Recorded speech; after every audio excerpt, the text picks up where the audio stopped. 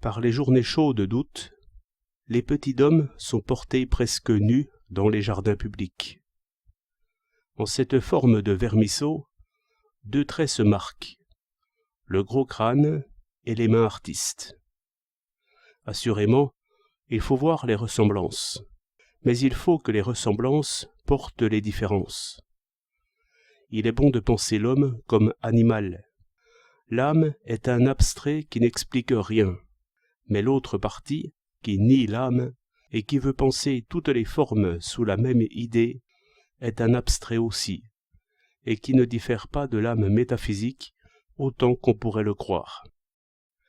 La vie, la nature et le mécanisme lui-même sont encore des âmes à tout faire. Le génie de Darwin a ouvert une voie facile, suivant laquelle on retrouve aisément cousinage et même descendance entre l'homme et les bêtes. Mais cette pensée ne mène pas loin. Selon mon opinion, le regard darwinien saisit encore mieux les différences, devinant les raisons de la forme, jugeant cette combinaison équilibrée, dont toutes les parties se tiennent et se répondent, et surtout reliant à la forme stable les actions d'abord, et ensuite les pensées. Car la grande affaire est de percevoir chaque être comme il est, et les idées ou hypothèses sont ici des moyens et outils. Par exemple, dire que l'homme ressemble au singe, c'est une idée fort abstraite, qu'il ne faut point laisser en cet état. C'est faire un grand échafaudage et ne rien bâtir.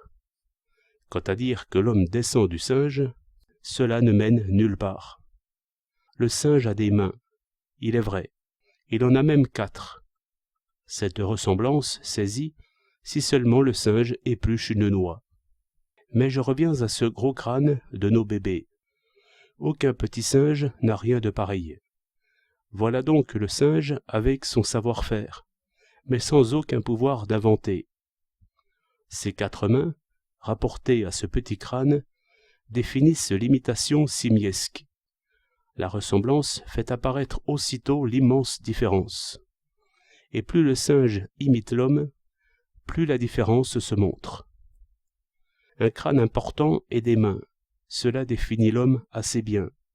Mais un autre détail explique mieux les affections. D'après l'importance des lobes du cerveau correspondants, le premier des sens qui explore à distance, c'est l'odorat pour le singe, et pour l'homme, la vue. On pouvait le deviner par une réflexion et méditation suffisantes, car la vue saisit des relations d'après des plaisirs et des peines assez faibles, et ainsi se rapporte plutôt au crâne et au cerveau. L'odorat intéresse plus directement les viscères de respiration et de nutrition, auxquels il est lié par la continuité des tissus. Juger de la chose d'après l'odeur, c'est directement la juger agréable. Le singe se meut donc dans un monde d'aliments. Flairer, c'est plus directement se sentir soi-même, et revenir à son propre estomac comme au principal objet. Si nous rapportons ces remarques à l'ensemble, si expressif du visage humain, on pourrait dire que les yeux expriment plutôt les passions, et que les ailes du nez expriment plutôt les émotions. D'après cela, un notaire doit être attentif aux petits mouvements de l'organe respiratoire, et ne pas attacher d'importance aux opinions du spectateur. Au contraire, on comprend pourquoi Goethe attachait tant de prix à cette pointe brillante du regard humain. C'est qu'il y guettait ces signes de théorie ou contemplation, sans lesquels il n'y a point d'homme, mais seulement un animal flairant, inquiet, menacé. Et c'est là qu'il regardait, de ses yeux assurés et presque immobiles, qui faisaient dire à Heine « Il n'y a que les dieux pour regarder ainsi ». Œil mobile, œil fuyant, c'est œil de voleur. Œil subordonné, attention toujours ramenée aux frontières du corps. La vue tremble en même temps que le corps.